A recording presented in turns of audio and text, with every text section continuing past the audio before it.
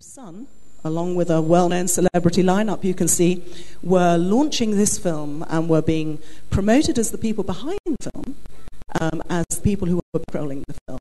As a journalist, I asked a question. I said, how come?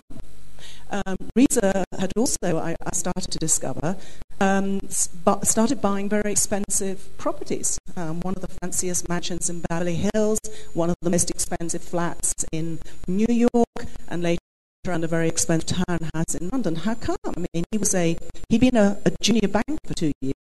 He was being written up in the Hollywood press as somebody who had a major financial background. But that was true. And when I started asking those questions, wow, you get the legal letters, don't you? You get the very angry responses. But then when they can't follow those up, they've got a problem. So you just have to keep digging. Once you know you've got a story, you know they've got a problem. Once you know something's going on, worry the bone. That's the tip. I worried the bone, and I found out that Jolo had been investing in an attempt to buy out London's expensive hotel chain.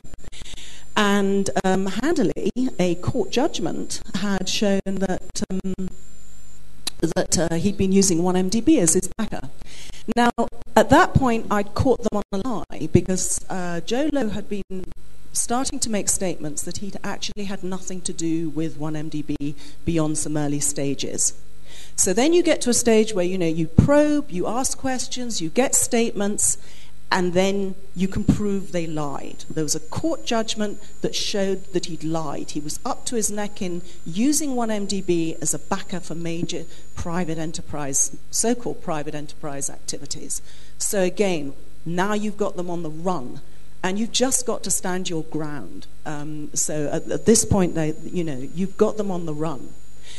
Never underestimate. I've never had a successful investigation without key source. In the end, it's the insiders who are going to help you out. And one of the things that you burrow around. This is Xavier Justo, and Xavier is in jail right now, unfortunately, in Thailand, which was the wrong place to be if you're a major whistleblower in a case in Malaysia. And they've managed to get their hands on him and get him in jail on trumped-up charges. Sources are everything to a journalist, to an investigative journalist. And one of the things that I found with this investigation and with other investigations is if you put yourself out there, if you start on a story, if you start investigating, often those sources will come to you. And many, many sources have come to me. Always take them seriously. Always listen to what they say. You have to corroborate. You have to work. Nothing, no data check or anything beats an inside source. Another source provided me with the bank details, the inside bank details of Prime Minister Najib Razak's ANZ bank account in KL. And of course, that was a story I would never have got if I hadn't worked my sources and got that information out.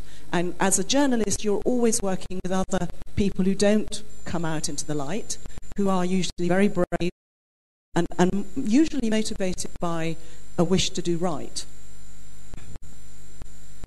I'm racing a bit, but this was the second stage of the 1MDB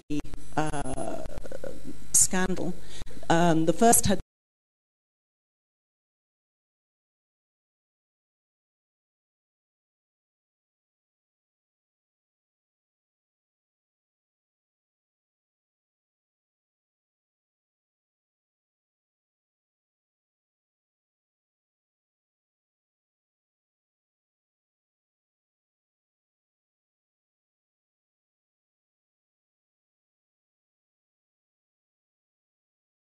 $1 billion of the missing 1MDB money had gone into his private bank accounts and then on into his various investments.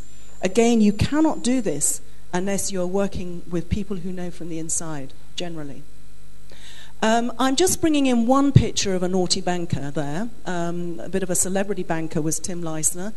Big cheese at Goldman Sachs, number one in Asia, Southeast Asia by the time he got sacked. with his very famous model wife, apparently. She's very famous, Kimora Lee Simmons, American lady. Now, he's one of the many, many bankers that decided that if you're dealing with governments, then they have impunity, and so you just, you're going to be able to get away with all this.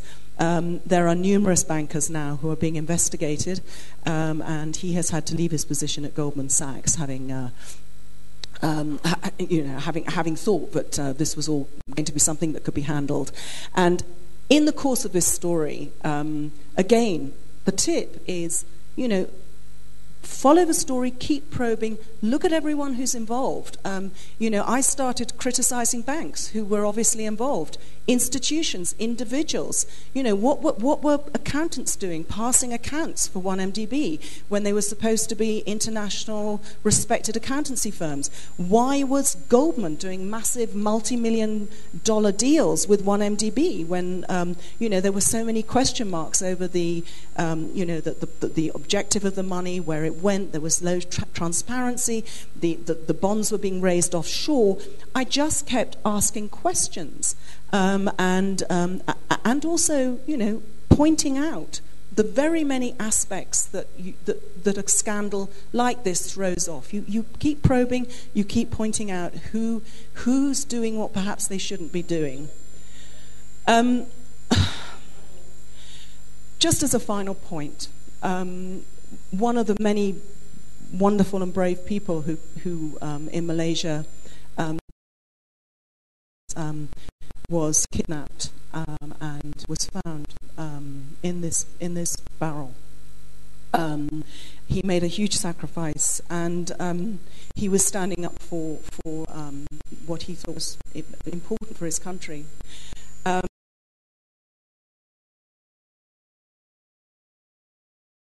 To find out things that the head of their country doesn't want to know. They will become public number one.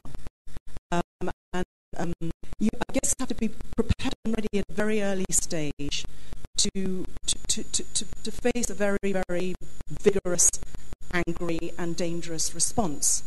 I know you're all investigative journalists, so you know about the problems, but keep your security, be ready in advance, assume that you're going to be subject to all sorts of legal and illegal attempts to stop your work, and that this will extend to the people that you've worked with. And I think on that sad note, I will pass on. Thank you. Thank you so much, Glenn. Okay, so there you have it, the story behind 1MDB. So, if I may recall, I think the most important key is keep asking questions. And Claire, before the 1MDB project, 1MDB story, has been writing many stories before that, exposing corruption in Sarawak mostly, and that plays a big part on lay the foundation that lead her to exposing this big scandal. And when I first asked Claire, what is your most important tips for investigative journalists exposing corruption? And she said, most of investigative journalists has brain and determination, and sometimes we just forgot how to use them. And so that's being said, now we move on to our second panelist, Carol Ilagan. She'll guide us through the tips and methods on how PCIJ first broke the Estrada story, Mausen, and also the Arroyo corruption case. 1 minute for Good morning, everyone. I'm very happy to be here and also honored to be part of the panel and also to be able to share PCIJ's story. At the Philippine Center for Investigative Journalism, where I work, we value these opportunities for us to share, but also learn from the experiences of our neighbors. And we take this to heart because we know that press freedom is a very fragile creature in many countries in our part of the world. So we know that part of understanding our work, we also need to have a nuanced understanding of our situation on ground. with that said, I'd like to begin my presentation with a brief situationer of the Philippine media. The Philippines has one of the freest, most vibrant, most rambunctious press in the region and perhaps also in Asia. This is partly because protections to press freedom are enshrined in our Constitution and even dating back to our old charter. However, while we report in freedom, we also report in fear. We're living in both freedom and fear because threats to Filipino journalists come in many forms.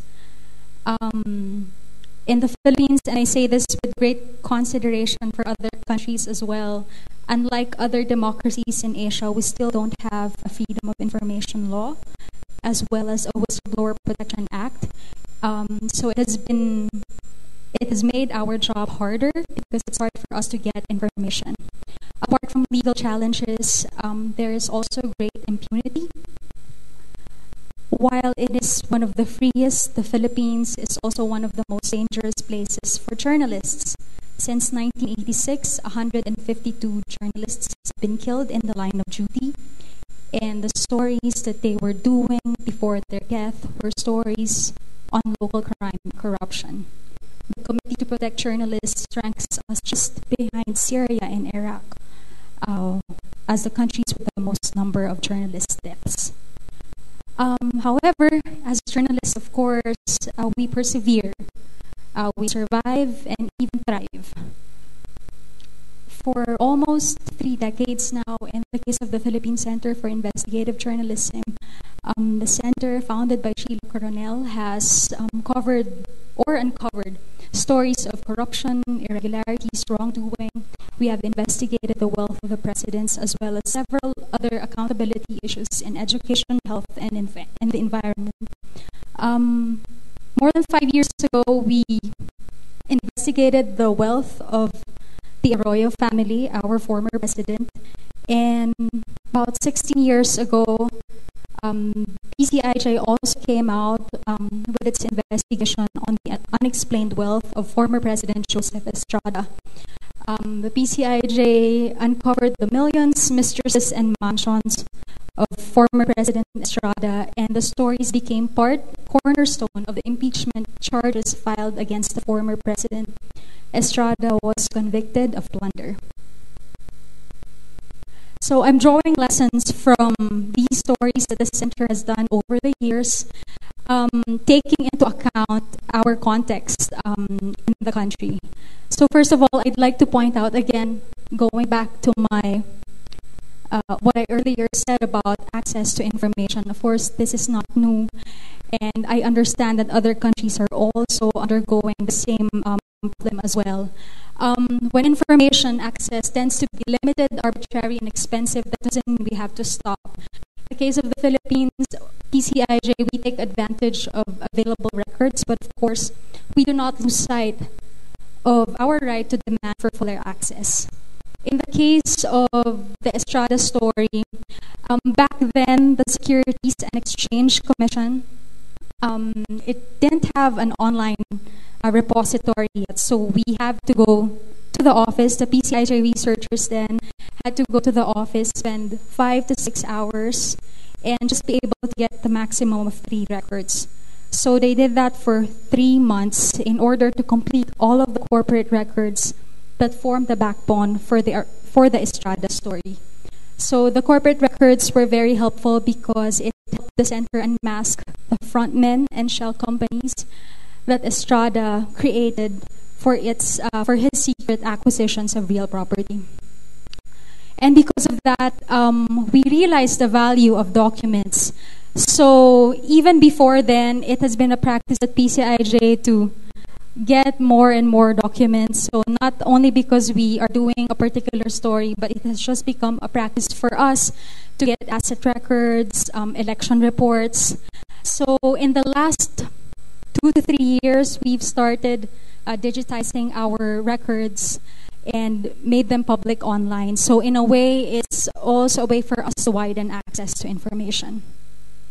Second, corruption stories can get very complicated And in our case, while we are not dismissing other findings, we try to aim for what can be documented and, of course, identify conflict of interests and look for gaps in law and procedure.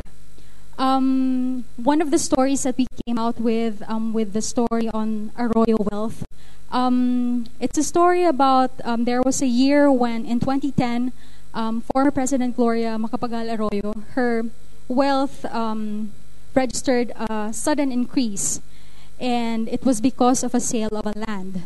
So we looked into the sale of this land and found out that the land was sold at a time when land prices have gone down. So we looked into it. We were looking at that and also maybe the capacity of the buyer to make such purchase. But apart from that, we went to the property and found out that the caretaker of the property is also employed with the local mayor. So we also tried to look at the political angle, and also in the course of getting more information, we found out that more public works funds or more road projects were poured into this particular area, and particularly on the roads leading to that particular lot. So while also coming up or presenting other findings, we tried to focus more on where public interest lies. So we tried to focus on that because we think it's also very important for us to be able to explain to our readers, to taxpayers, why this story should matter to them. Okay. Next. When there are possible legal threats, libel is a criminal offense in the Philippines. And in 2012, we passed the Cybercrime Prevention Act, where there are higher penalties for online libel. So if you are convicted for online libel, that's 12 years imprisonment, double than the penalty for libel offline. So what we always try to say is the best defense is good and accurate reporting. Of course, multiple sources, discipline of verification, go to field, see for yourself, and also seek help. We're not lawyers, we're not accountants, so we try to get expert advice also to help us better understand, especially a very complicated issue. Okay, 2 more slides.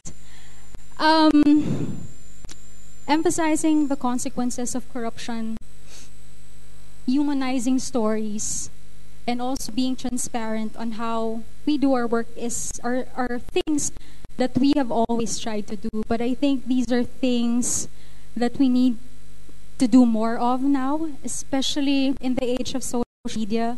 Especially in the Philippines, there is an emerging issue about how there's a lot of distrust in journalists, especially on Facebook. Especially now, you might have heard about the news about our tough-talking President Duterte. And at an age where feelings of truth tend to overpower hard facts, I think we need to work harder to really be able to help our readers understand why our stories are important. And finally, former President Estrada was convicted, but he was pardoned by Arroyo. In 2010, he ran for president and almost won. In 2013, he became Manila mayor, and just a few months ago, he was elected again. Former President Arroyo, she filed a plea before the Supreme Court to drop the case against her, and the Supreme Court acquitted her. So now she's representative in our Congress. So when you have former presidents like Estrada and Arroyo get re-elected, what do? I don't really have a lot of answers, but perhaps you might also have. But I guess I guess I am ending my presentation on a negative note, but we'd like to see it as a challenge. We have to stay with the story and really work harder, innovate, nurture the culture for investigative reporting, and maybe even help create gain back the public goodwill for investigative reporting. Thank you.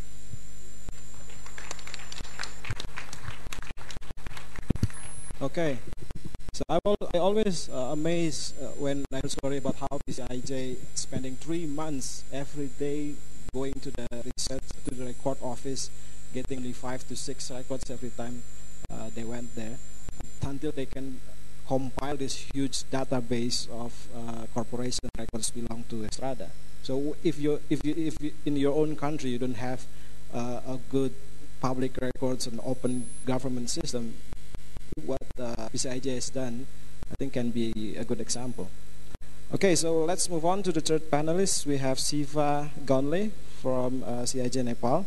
He's also going to share stories about how Nepalis investigate corruption. Thank you. Sorry for your inconvenience.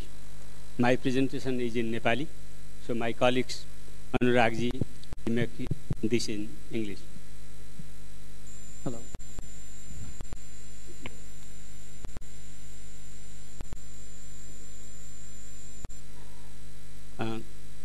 धन्यवाद. म खोज पत्रकारिता केन्द्रको सम्पादकको रूपमा आफूले यो investigative स्टोरीहरू, खास गरी करप्सनको विषयमा इन्भेस्टिगेटिभ स्टोरीहरू गर्दाखेरिको अनुभव र त्यस क्रममा सिकेका पाठहरू केही उदाहरणको रूपमा उदाहरणसहित तपाईहरु समक्ष चाहिँ प्रस्तुत गर्न गइरहेको छु. Shivaji is going to share the experiences and the lessons learned as a journalist, as a career journalist, and as an editor at CIJ. यो तपाईहरुलाई देखाइरहेको यो अहिले पावर पोइन्टमा देखिरहेको कुरा नेपालका दुईटा यस्ता घटनासँग सम्बन्धित छ जहाँ दुई ठाउँमा युथहरू संलग्न छन्. एउटा युवा स्वरोजगार कोषको कार्यक्रममा कसरी त्यो कोषलाई मिसयुज गरिएको छ र त्यो कोष चाहिँ कसरी राजनीतिक वा अरू व्यक्तिगत स्वार्थका निम्ति प्रयोग गरिराखिएको छ भन्ने कुराको एक्जाम्पल छ भने दोस्रो चाहिँ त्रिभुवन विश्वविद्यालय नेपालको युनिभर्सिटीमा थेसिस कसरी सजिलैसँग किनबेच गर्न पाइन्छ र यो एकदमै सस्तो कारोबारको विषय छ भन्ने कुरा योसँग सम्बन्धित छ. So there are two illustrations that you see over there. They are illustrations from two separate stories that CIJ did. The first one is the story about how the youth self-employment fund, because we have a lot of unemployment problem in the country and people don't have sufficient money to start a business, so the government came up with this fund to support youths of this country to do a self-employment business. But there was massive corruption in the self-employment fund, which CIJ was able to expose. And the second illustration is about it's a recent story that we did, where we exposed how the dissertations and theses in Nepal's one of the oldest and prestigious university are actually plagiarized, with the nexus between the bookshop owners, the professors, and the middlemen, the brokers who sell them to the students. र यसको नेपालको investigative जर्नलिजममा यसको clear एउटा स्पष्ट संकेत पनि के हो भने खोज पत्रकारितालाई नेपालको यो जुन आउने दिनमा पनि यसका लागि चाहिँ हामीले एउटा बलियो तयारी गरेर जानुपर्छ, किनभने यो चाँडै सकिने वा सजिलैसँग के अरे यसको निराकरण हुने अवस्था देखिँदैन. So the massive amount of money involved in these corruption is actually a lesson for Nepali journalists and journalists who are watching Nepal, that corruption in Nepal is not just visible. There are also other underlying layers of corruption that are not directly visible. There are levels of other forms of moral corruption that encourage these kind of things from happening. So it's not something easy and visible. So journalists need to probe deeper to expose these. अब म तपाईहरुलाई अर्को एउटा एक्जाम्पलबाट सुरु गर्छु र यो घटना भनेको चाहिँ नेपाल प्रधान सेनापतिले आफ्नोलाई सर्वोच्च पदमा पुग्नका लागि कसरी आफ्नो जन्ममिति सच्याए भन्नेसँग सम्बन्धित छ. So the next story that we are talking about just gives us an impression about the level of corruption, the amount of corruption and the condition of the corruption in Nepal. This is a story about Nepal's army chief who forged his birth record to stay in power longer, just a little longer. So you can see there the name in the red box is his name, and there where I'm pointing is his birth record that he has manually forged. The birth date was brought a year less so that he could stay 1 year more in power. Yo information जब हामीले म यसबाट हामीले सिकेको पाठको कुरा गर्न गइरहेको छु, यो इन्फर्मेसन जब हामीले विशेष सूत्रबाट थाहा पायौं, यसलाई प्रमाणित गर्न चाहिँ सजिलो थिएन। त्यसैले हामीले यसलाई खोज्नका निम्ति हामीले यसको क्लु चाहिँ कसरी फेला पार्यौं भन्दाखेरि यसका प्रधान सेनापतिहरूको जन्ममिति उल्लेख हुने भए पनि नेपाली सेनाले राखेको वेब पेजमा वर्तमान प्रधान सेनापतिको बारेमा कुनै जन्ममिति उल्लेख थिएन। त्यसैले यसलाई खोज्दै जाँदाखेरि हामीले के सिक्यौं भने खोज पत्रकारले थोरै पनि असामान्य कुरालाई व्यवस्था गर्नुहुन्न, जन्ममिति लुकाइएको विषयलाई शंकाको घेरामा राखेपछि हाम्रो अनुसन्धानको प्रक्रिया अगाडि बढ्यो।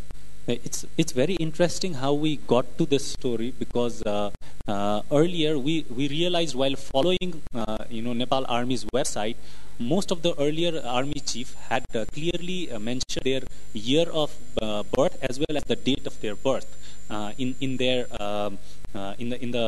army website.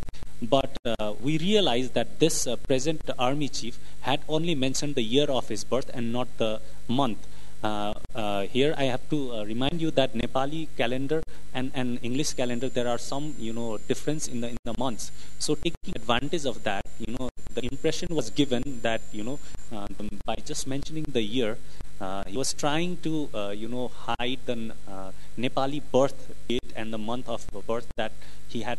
He was actually it was officially on the record. So which meant that he could not he would have to retire much later after this year was mentioned. र खोज पत्रकारले थोरै पनि असामान्य कुरालाई व्यवस्था गर्नुहुन्न भन्ने कुरा चाहिँ हामीले योबाट सिक्यौं. And the lesson that we learned from the story is that if journalists just minutely look at the information, and if we hadn't noticed that the month and the date of the year was missing, then we would not have got to this story. The lesson is just look at things very minutely and notice anything out of place. त सँगसँगै हामीले यसबाट अर्को पनि पाठ सिक्यौं. सार्वजनिक पदमा भएको व्यक्तिको अभिलेख चाहिँ एक भन्दा बढी ठाउँमा हुने गर्छ. त्यसैले यदि समाचार स्रोतलाई विश्वासमा लिएर चाहिँ इन्भेस्टिगेसन अगाडि बढाउन सक्यो भने चुनौती ठानिएका ठाउँमा पनि सूचना प्राप्त गर्न सकिन्छ. हामीले उनको जन्ममितिको रेकर्ड देखिने तस्बिर नै खिचेर ल्याउन सफल भयौं. Whereas the institution, big institutions like army is, something that the institution which is very secretive.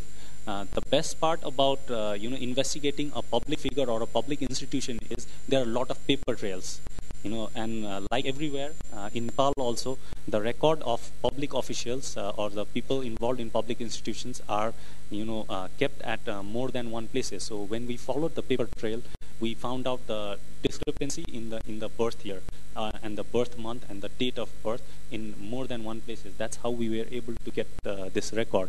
And we took a snapshot of this register from the school record. Next one. यस्तै हामीसँग अर्को एउटा अभिलेख छ जुन चाहिँ नेपालको सर्वोच्च अदालतका न्यायाधीशले आफू 55 दिन मात्रै प्रधान न्यायाधीश पदमा बस्न पाउने अवस्था हुँदाखेरि आफ्नो नागरिकताको प्रतिलिपि कसरी सच्याएर त्यसलाई 11 महिना सो पदमा बस्नका निम्ति योग्य बनाउनलाई त्यो डकुमेन्ट करेक्सन गरे, डकुमेन्ट सच्याए भन्ने कुरासँग सम्बन्धित छ. So another, it's almost the follow-up of the story that we did earlier, and this one is about the Supreme Court judge.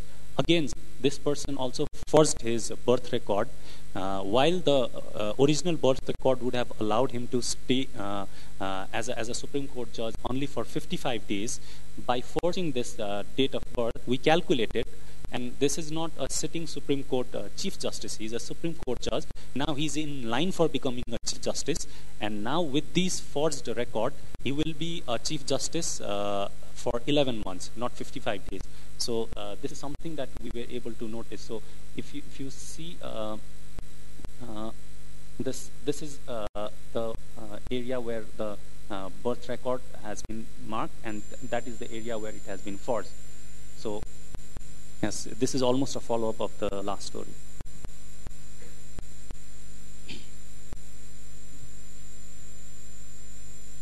नेपालमा अदालत हतपति पत्रकारहरूले समाचार लेख्नका लागि चासो नदिने क्षेत्र मध्येमै पर्छ र त्यहाँ पनि अदालतसँग सम्बन्धित डकुमेन्टहरूलाई मसिनो गरी केलाएर हेर्ने हो भने र त्यहाँ भएका दस्तावेजहरूलाई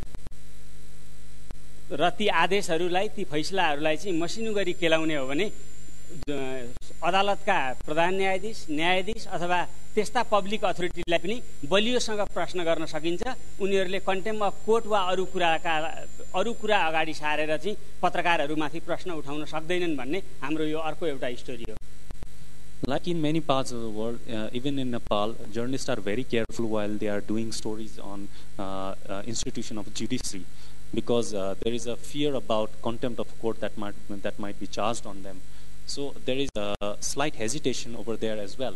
But over the years, the stories that we've done on judiciary and the corruption over there, the one lesson that we learned was, if we have all the documents available and if we have verified information, then journalists do not need to hesitate. Story is a story. They don't need to fear the laws. Laws are there for protection. They are not there for discouraging reporting. So this is one of the stories that we did about, and that person who is examining the person, the patient, is not a doctor. He is actually a person, pretending to be a doctor. We exposed his certificate that he's a real doctor.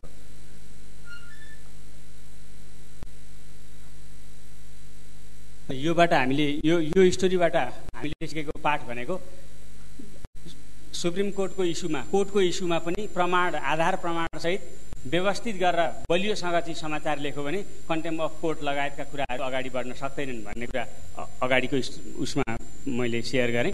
र अब यसपछिको हाम्रो स्टोरीको विषय छ, यो हेर्दा सामान्य लाग्ने कुरालाई पनि हामीले व्यवस्था नगरिकन अनुसन्धान गर्न थाल्यौँ भने खोज पत्रकारले ठुल्ठुला स्टोरीहरू फेला पार्न सक्दो रहेछ। नेपालका अस्पतालहरू किन यति विघ्न अस्तव्यस्त छन् भनेर निहाल्दै जाँदाखेरि चाहिँ हामीले नेपालमा नेपालको मेडिकल क्षेत्र चाहिँ कसरी माफियाहरूको कब्जामा परिसकेको रहेछ भन्ने कुरा पत्ता लगायौँ। The term that we use in Nepal to describe corruption in Nepal's medical sector is the term medical mafia that we use for brokers and people who corrupt the Nepal's medical sector. And as the illustration shows there, Nepal's medical sector is in deep trouble because these private medical colleges and their agents bribe the people in the regulatory bodies like Medical Council to manipulate and bypass government laws and regulations for operating medical colleges, because of which the medical practitioners that graduate are not of quality, because they don't get sufficient hours of study, they don't get good labs for preparation and study, and there aren't good faculties over there to train them. So these are the kind of nexus that we exposed in the story. Yeah. Next one. पत्रकारले सानो र ठुलो भनेर समाचार हेर्नु हुँदैन भन्ने एउटा story हामीले हाम्रो अनुभवबाट भेटेका छौँ। यो नेपालको सुदूरपश्चिमको एउटा जिल्लामा भएको स्टोरी हो। एम्बुलेन्स किन्नका लागि पैसा निकासा गरियो, तर 4 वर्षपछि हेर्दा एम्बुलेन्स पेपरमा मात्रै रहेछ, एम्बुलेन्स किनेकै रहेनछ। हामीले यो स्टोरीलाई यसरी सार्वजनिक गरेका थियौँ। And finally, we want to tell that there is never a small story or a big story. The story that we did over here is the people are being carried down in stretcher. These are the people from a rural hospital being transferred to a bigger hospital, and there was a donation of ambulance to this hospital, but the ambulance only existed in paper, which means the people who were responsible to deliver the ambulance had actually, taken the money and, not delivered the ambulance. So we were able to expose that the ambulance only existed in paper. Hence, the corruption was exposed. And while we were doing this story, the good thing happened was the person got the whiff of that journalist was on this story and immediately returned that money into government's account. So even while the story was being investigated, the impact was already there. Okay, finally I have one example. Yo medical सेक्टरमा चाहिँ तुरुन्तै डकुमेन्टहरू correction गरेर नेपालीलाई भारतीय र भारतीयलाई नेपाली बनाएर चाहिँ कसरी education गराइन्छ र त्यसको आधारमा चाहिँ विदेशी विद्यार्थीहरूबाट बढी पैसा लिइन्छ नेपालको मेडिकल कलेज सेक्टरको भन्ने कुराको एक्जाम्पल हो। यो दुई थरीका उदाहरणहरू छन्। Again, very quickly and repeatedly, Nepal's medical sector is in deep trouble. These students are Nepalis, as their citizenship certificate below suggests. But look at the documents below. It suggests that they are an Indian citizens. Both cannot be true. We found out that medical colleges encourage these students and their parents to obtain a fake Indian citizenship so that they could get enrolled in Nepal's medical colleges without giving entrance exam, which means we have a underqualified entrants in Nepal medical sector. Ultimately, they are the ones who are going to graduate and become doctors. So this is this was the story that we were able to expose and tell how unqualified doctors are produced in Nepal, and giving an idea about overall problem in Nepal's medical sector. Okay. So there are more examples like this, but due to shortage of time, we cannot present it all. But thank you so much for listening. Thank you so much, Siva. So I guess the thread that really binds all of the three panelists' stories is how corruption are really linked to how the public receive less services from the government because there's a widespread corruption. I'd like to just briefly give you a little bit of lesson learned from Indonesia context. Let's start from the beginning. I think Carol has mentioned the importance of paper trail, building your own database when public records are not available as a database, as structured information. And Claire mentioned about the need to keep asking questions and the importance of building your records as an investigative journalist so people can know who to find if they have stories that might interest you. And our colleague from Nepal explained the paper trail. Let me briefly give you an example of how we in Indonesia cultivate our sources. Next slide, please. So this is Ratu Atut Kosia. She's a governor in Banten, nearby province from Jakarta. She was involved in a big corruption case 2 years ago. And the method that we used to expose her corruption was through her spending spree. Next slide, please. So we got this records from her credit card company. So we have received leaks from people who work in a credit card company that can really elaborate on how she spent her money abroad. So she usually spend 1 or 2 weeks every year to go to Europe and spend some money in big chain stores, buying purses, buying jewelry. And by exposing that spending spree, we can then link the public scandal, the public scam that happened in her region with the money being spent upon. So it's important to, if you want to link, say if you have a story at hand, you have a source telling you that there's been a markup in a public project, for instance, and you want to link the money stolen from that public project with certain public officials. The easiest way to do that is look at the public records showing assets owned by that public officials. And if there's a discrepancy between what they supposed to earn from their salary with what they actually own in land, in assets, in buildings, or how they spend that money, that can open up a lot of questions. So looking at public records about asset declarations, audit report from state auditor agency, also a good place to start with, and companies' ownership data. Usually if you look at those and link that to your public officials, you can find a lot of stories to begin with. And the other important part is cultivating your sources. Really find people that have stories from inside. I think Claire also mentioned that one MDB story will not ever be completed without some insider information, because whistleblowers are out there, and they're waiting for us if we can just know where to find them. This is Agus Chondro. He's an MP from Indonesia. He exposed a big bribery scheme back in 2012, if I'm not mistaken, because he was disappointed when his party chose another candidate for a local election. He wants his wife to be the candidate, but the party chose another candidate, and he was really disappointed, and that's why he spilled the beans and exposed the story. So who you want as sources? People that has motives, people that want a revenge. Sometimes can be a good source, but make sure that they have access to quality information.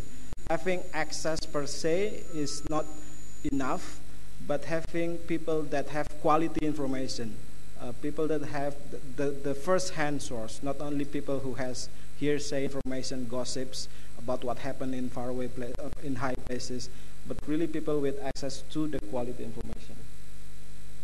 But again, I think all of the panelists also emphasize the importance of security, and the importance of anticipating the consequences. This is one of our sources. He ended up in jail because he exposed a story of big tax evasion scandal. One of the important things to remember is that you have to stay with your source even after your story being published. You are responsible to what happened to them. So after this happened, after Vincent was thrown to jail, we start a campaign to release him, because we believe he is a justice collaborator.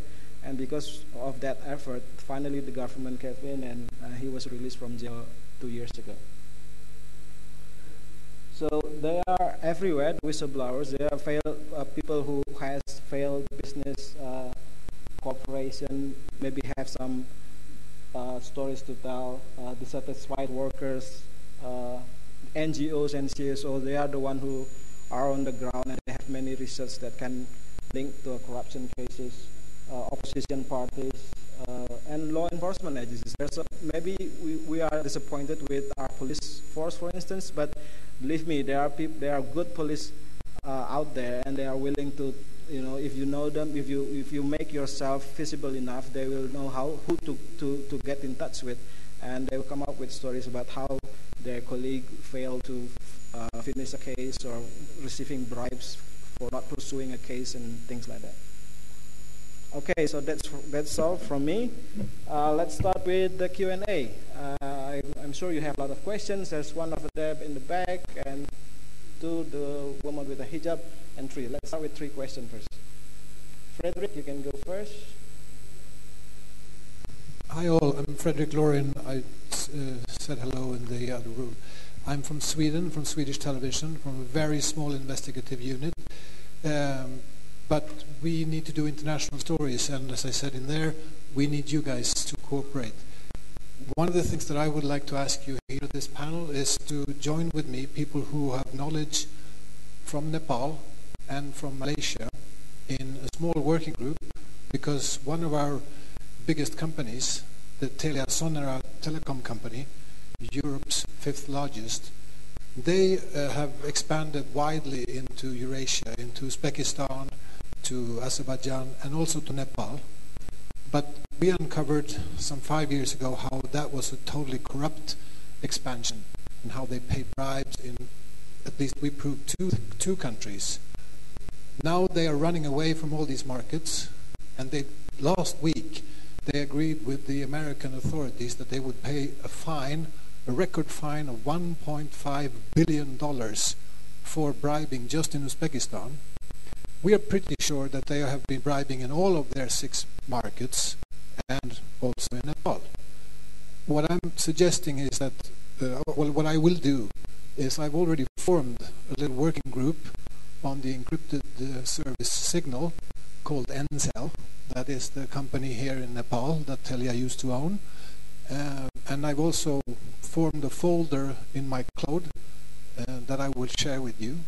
And my idea is that I know everything about IJAsia16. I know all the annual reports in Swedish. I have the sources in Sweden.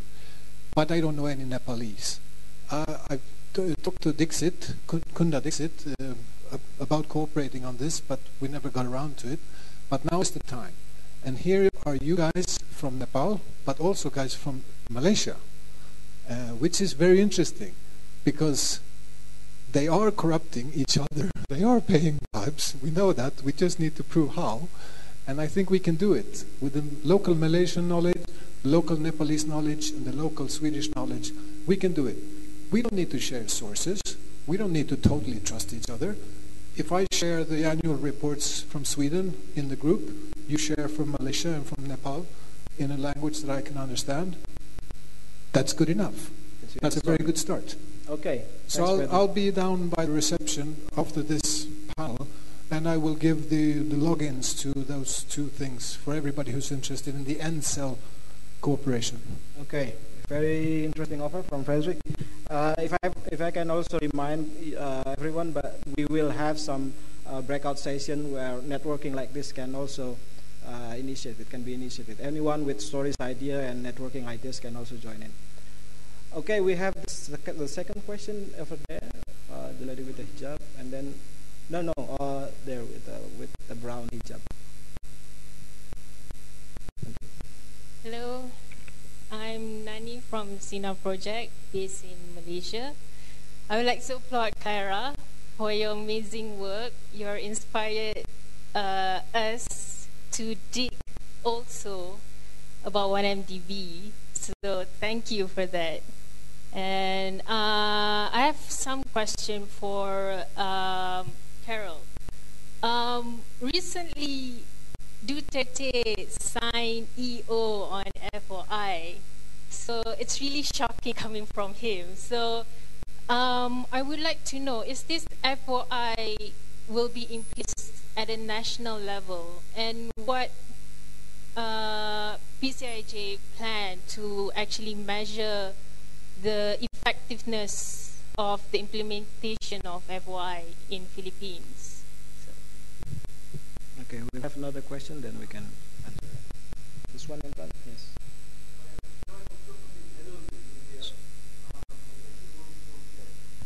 It's a lot of work that people like you and perhaps us do is also for our readers and our audiences. And somehow in this narrative, we didn't perhaps touch much about how your readers or your listeners or your viewers reacted to your stories, because they are a very big support system. When you write for audiences. So how did the people who read your work or followed your work, how did they react? Was there a lot of support coming from them? Because that kind of energizes people, like you who work in these areas, especially when you were literally living in exile in England. Let's have one more. The woman with the hijab, yes. Quick question to you. How did you manage to get credit card companies to leak credit card accounts of the governor? The credit card,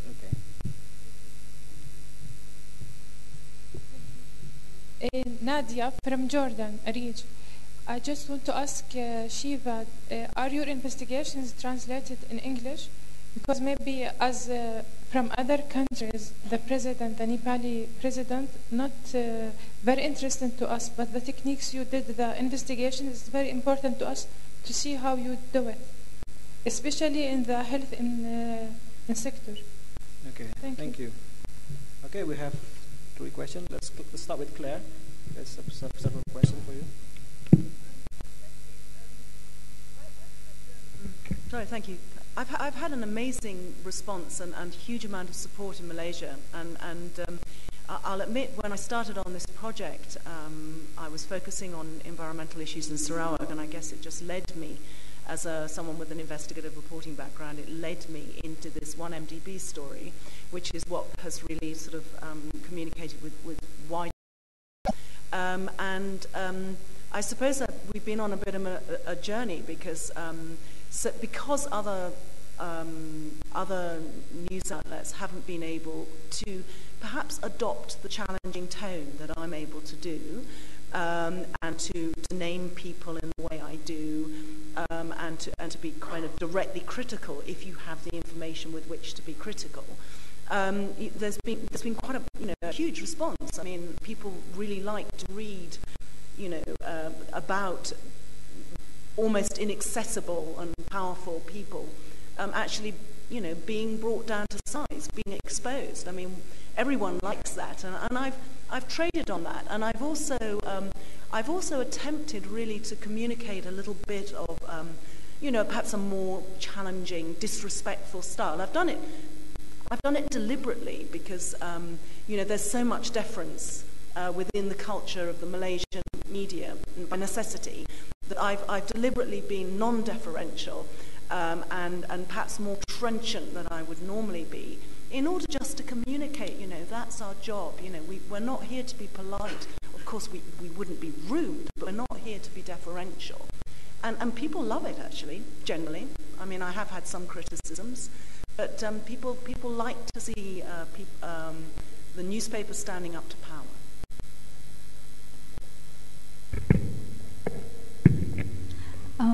President Duterte's EO is a welcome development for us. Actually, the Philippine Center for Investigative Journalism was consulted in the crafting of that EO.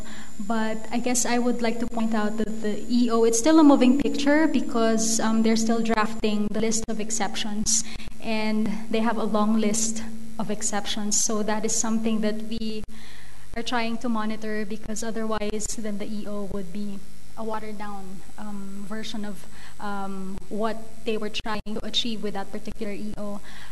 Secondly, PCIJ is a member of the Right to Know Right Now Coalition, which is a group in the Philippines that has tried for many years, maybe almost 2 decades now, to push for the passage of the Freedom of Information Law.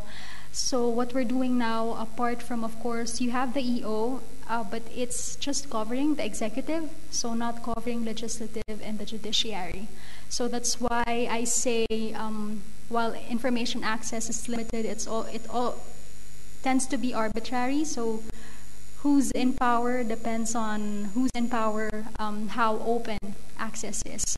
So right now, PCIJ is working with the network. So apart from pushing for a law, we're also working with community groups to help them request for information, test not just the EO, but also access to information provisions that are available in other laws in the Philippines.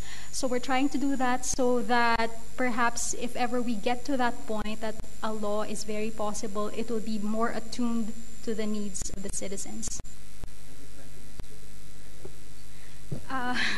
Measure the effectiveness. I guess there are various ways of measuring it, because again, it depends on the needs of a community. So for instance, while we are talking a lot about technology, but for example, in a small community, they don't have access to internet. So maybe a requirement for information to be available online might not be the best solution for that particular community. And again, we go back to hard documents. So again, it depends on the needs of the community.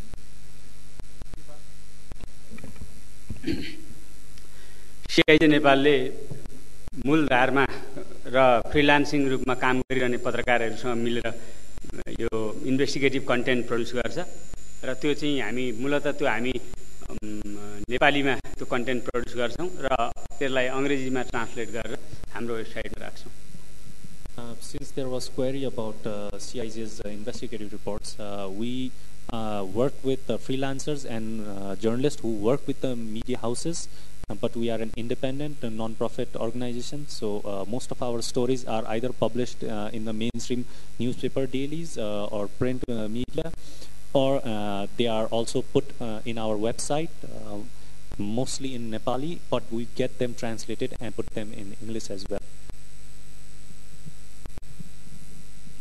Okay, for the last questions about how do we get the credit card records, I think it's a matter of knowing who has that information and knowing how to approach that guy. Of course, you cannot advertise to everyone that you are doing a story on that. In our case, it's sometimes also down to luck, because one of the guys that work on that story has long-time sources that work in the credit card company. Of course, it's an illegal way of getting the data, but we find ways around it and make it more accessible to the public.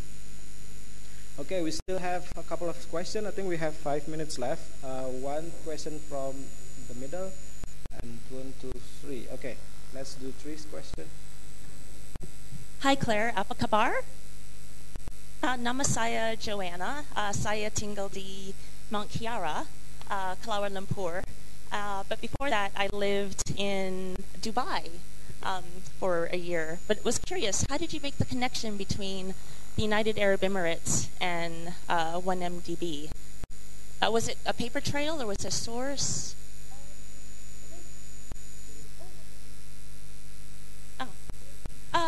And also, do you have any lessons learned, any tips, anything you would do differently in the reporting of 1MDB? No, okay, thank you. The gentleman in the front. Hi, Claire, this is a question for you. This is an extension of the question what he asked. You talked about the readers. I would like to know about the civil society members in Malaysia. How strong they are. Can they force the Prime Minister to step down? Can I just ask again what was? Sorry? I didn't hear.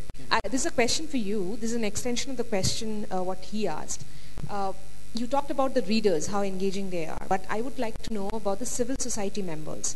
How strong is the civil society? Can they really force the Prime Minister to step down? Thank you. Okay, and last for this session, this gentleman, please.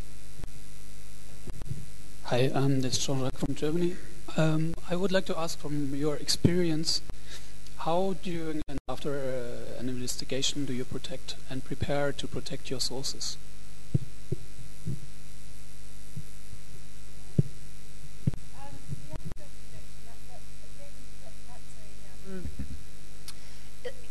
That's the sort of classic progression.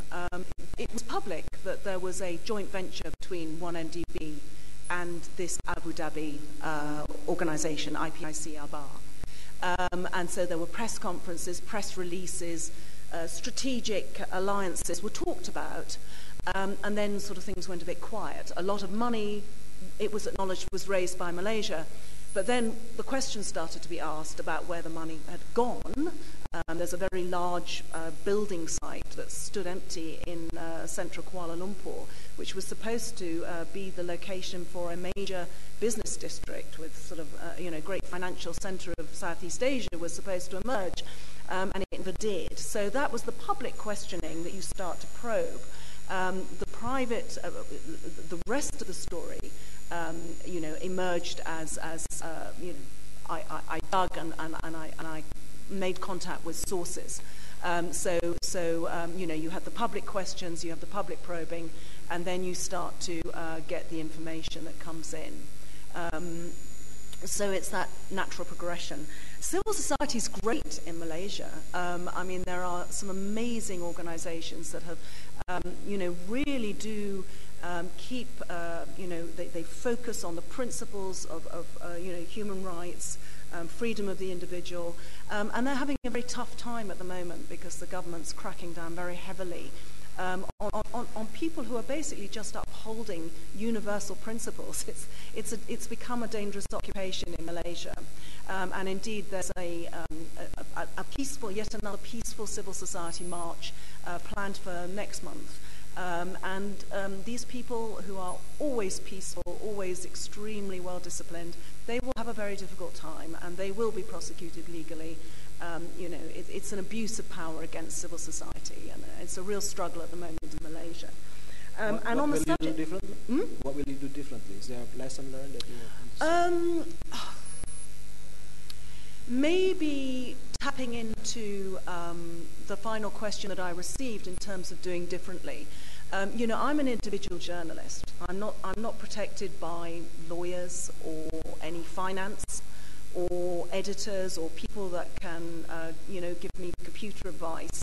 So it's been quite a challenge to take on a story of this magnitude effectively as a single operator. And I have had, I was perhaps insufficiently prepared to deal with the level of hacking, surveillance, and indeed, a state very anxious indeed to find out who my sources were. If I'd really thought what I was walking into such a big story, and if I'd known that in advance just how big it was going to get and just how dirty it was going to get, because I come from a background where really, if you find out something embarrassing about a prime minister, well done, you get a pat on the back in the British media, and the prime minister steps down immediately. You're not. I don't come from a culture where you've got a guy hanging on in the way that the guy in Malaysia is hanging on. He's not going to resign. He's going to fight to the end, and he's fighting very dirty. And this has left me, not perhaps able. In fact, the sources I mentioned who have both come into trouble over 1MDB, I don't think that was actually to do with my interfacing. Both of those sources were known to their colleagues as people who were likely to have spoken to me. So it was not my interchanges with them that exposed them, unfortunately. Sources, and I have very many sources on this story now, and most remain anonymous. Sources are sacred. Okay. You treat them with enormous respect. Thank you, Claire. Carol, about protecting sources, do you want to add something on it? How to protect it? Of course, when we have a source and we promised anonymity, that is something that we have to keep. So whatever happens, we have to keep their anonymity. Siva, anything to add on protecting your source?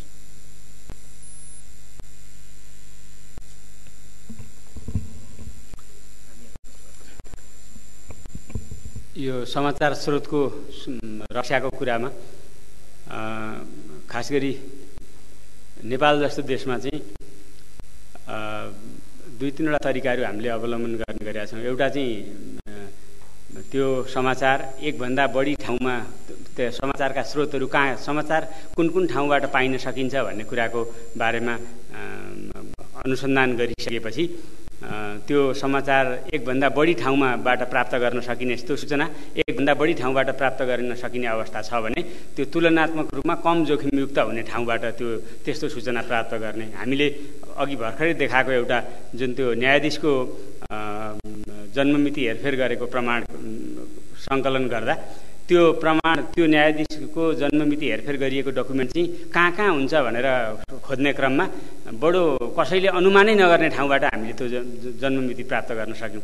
त्यसले गर्दा समाचारको स्रोतको रक्षा, समाचार कहाँबाट निकाल्ने भन्ने कुरासँग चाहिँ एकभन्दा बढी ठाउँबाट त्यो सूचना पाइने अवस्था छ भने त्यो ठाउँको एउटा, र दोस्रो समाचार स्रोतको बारेमा जसले आफूलाई त्यो इन्फर्मेसन दिएको छ, जसले आफूलाई आफ्नो जो न्युज सोर्स छ त्यो न्युज सोर्सले आफूलाई सेयरिङ गरेको समाचारबाट त्यही न्युज सोर्सले समाचार दिएको हो भन्ने नबुझिने गरी पनि समाचार प्रस्तुत गर्ने केही कला हुन सक्छ। त्यो विधि एउटा इन्भेस्टिगेटिभ जर्नलिस्टले त्यो विधि अवलम्बन गर्न सक्छ।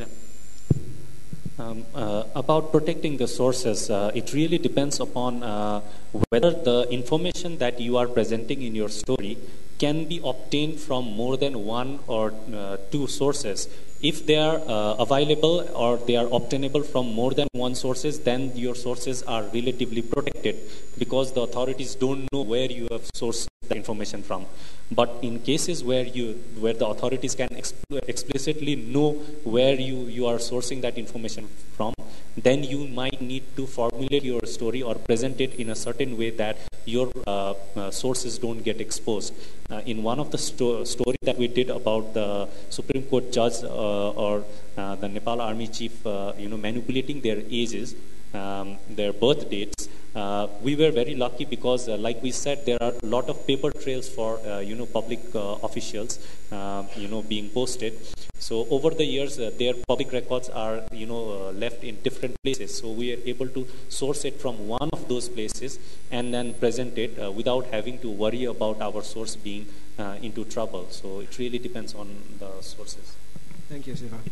I think last from me is sometimes we got really sloppy in the way we contact our sources, and in a digital age like this, I think that's something that is inexcusable. We need to be really careful when you send emails to your sources, even when you set up meetings, where to meet, when to meet. This is sometimes something that we tend to forget because we tend to only focus on protecting the source after we publish the story, not naming them in our article, for instance. But nowadays, with surveillance, digital surveillance and all, I think it's very important to be really careful from the beginning, from when we set up the meeting with our sources. And there's plenty of sessions throughout this conference that talk about digital security. Please do find time to attend one of them. And I guess that's all the time we have for. Thank you so much for being here. I hope you guys can take away things that are important for your future works. And big applause for our three panelists. And we'll see each other soon. Thank you. Thank you so much.